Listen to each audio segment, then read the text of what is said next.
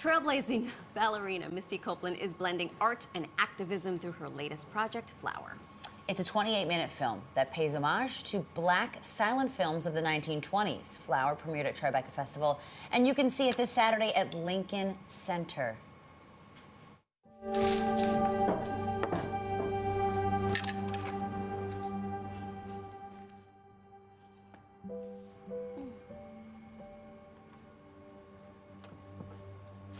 Flower is Misty's debut project with her Life in Motion Productions company. Filmed in Oakland, it sheds light on the housing crisis there and then draws attention to issues like gentrification and homelessness.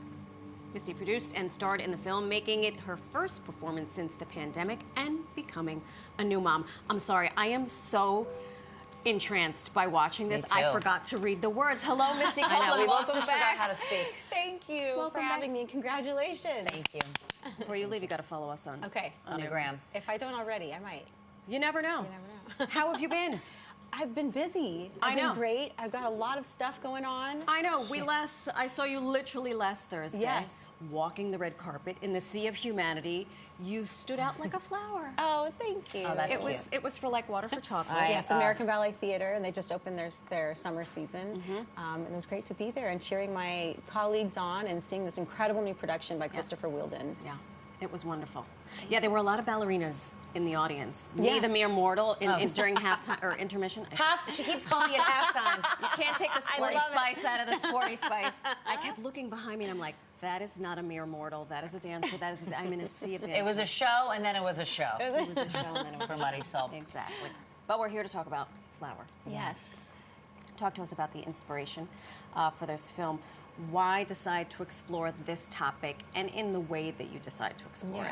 I mean, it's great that we were just talking about American Ballet Theater and like Water for Chocolate. I think it's an incredible story that draws people in, that's relatable, you know, if you've read the book or seen the film, and connecting to Mexican culture. So to me, that's such a big part of what I want to do in terms of bringing more people in, broadening the ballet audience. And so to put a ballet structured story on film, so there's no dialogue, that's why it's a silent film, and really showing the power of dance and the power of movement, and that you don't need words for people to understand it. It's a universal language. So that was really the impotence of starting it. And then we wanted to be able to tell a story that could connect to many communities. So we looked at Oakland, California, which is a community that's really dear to my heart. My husband's born and raised there, and looking at what the community is going through. And we filmed it during COVID, so it was really a difficult time for that community with gentrification and the housing crisis and homelessness and houselessness. And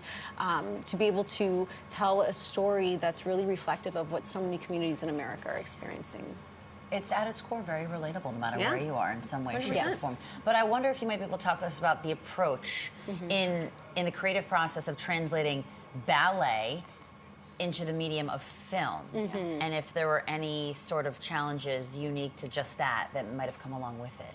Yeah, I mean, I think just kind of reworking and rethinking the way that you're telling the story. You're not in front of an audience of 3,000, you know, having to project to the person in the top tier of, you know, in the balcony. But thinking about the minute little details of what it is to tell a story with your body, and that it's the opposite of kind of what we do in ballet, where it's over the top and kind of toning those things down, but again, using the technique in a different way. It's not just ballet that you see in this film. You see turf dancing, which is the street dance form that was created on the streets of Oakland, California, and to bring these two forms of dance together in a seamless way, so it's not, you know, the ballerina that's surrounded by hip-hop dancers trying to fit in and do that style, or vice versa, but it's really these two different languages coming together. And so that was a bit of a challenge, but I think that it turned out beautifully. I can't wait to see it. I keep staring at the screen, watching all of this. So I wonder, how then do you take this art form of ballet? And, you know, when you're on the stage, you do have that instant gratification. When we watched, like, Water for Chocolate, there were moments where literally you could hear people gasp or people clap. How do you translate that into film, how do you then take the experience of, I'm not giving away too much, but your character is obviously dealing with the challenge of an aging mother. How do you translate that into the dance? And then also sort of maintain yourself as Misty Copeland? Well, in the film,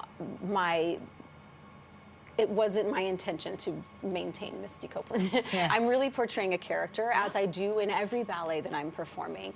And, you know, what we do in the rehearsal studio, we spend, I'd say 90% of our time in the rehearsal studio. It's really about the process. It's not so much about the performance as much as people think it is. I'm thinking they're in fifth position, they're pot of they're doing we spend more time in the studio really preparing for these roles. So to me, that was like a very familiar thing to be able to do that on set, that you're not in a studio waiting for an applause or waiting for that reaction and response. So that to me was still very familiar, that you have to learn to perform for no one in front of a mirror every single day when you're preparing. We're not just athletes and dancers, but we're actors and actresses as well. So that's something I've been preparing for since I was 13 years old. So it wasn't that unfamiliar to do that on film. She's a pro. Yeah, I'm wondering about the reverse too. I don't know if I could do what we do, and I mean, I know there are people on the set. Oh, if you had a live audience, thousands of people watching. They're two very different experiences, and for me, it's really just being present and enjoying being on stage, and it's an added exciting element when you bring an audience in. Or nerve-wracking. Or nerve-wracking. We talked about the importance of bringing the Mexican story to the mass audiences. You're a trailblazer in and of yourself, the first black ballerina with ABT. It is important because at 48, born and raised in this city, it's the first time I went to a ballet. Because no one looked like me. Right. And it's not that I didn't love dance. Yeah. So first of all, congratulations on doing this work. Where do you see it going from here? We just have to, first of all, I'm so happy that you made it to a ballet. It's never too late. I've never been. It's on my bucket list. It really isn't. But, you know, I think that it's something that we all have to be conscious of and be a part of, like, contributing to. I'm never going to stop doing the work. You know, it's really about changing the stories that we're putting up on the stage so that they are relatable to different communities and people can see themselves reflected. But it's not just about the people on the stage. It's the board of directors. It's the teachers that are teaching in schools. So there's a lot of work to be done, and I'm not going to stop. Yay! Thank you. Thank you. And talk to us before we let you go about what you have going on at Lincoln Center this Saturday. This Saturday, Lincoln Center. The film is going to be screening at 8:30, but you should arrive at 7:30 so you can get your seats. It's at Damrush Park. You're going to get to see the film, a live performance, and I'll be speaking afterwards. And then there's a silent disco. I forgot about that part. There's a silent disco, which really ties into the silent film aspect of it, but everyone's going to have their headphones on under the big disco ball. This is a dynamic experience. It's the Met, in front of the Met, so it's going to be a whole evening. Fantastic. I know what you're doing.